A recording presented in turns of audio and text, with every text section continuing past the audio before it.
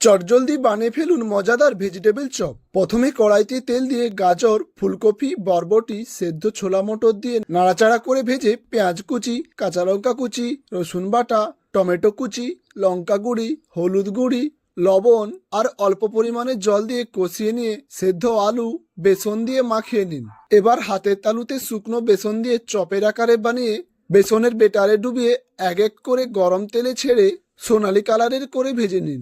এই নিন vegetable chop. একবার বানিয়ে কেমন হয়েছে কমেন্ট করুন।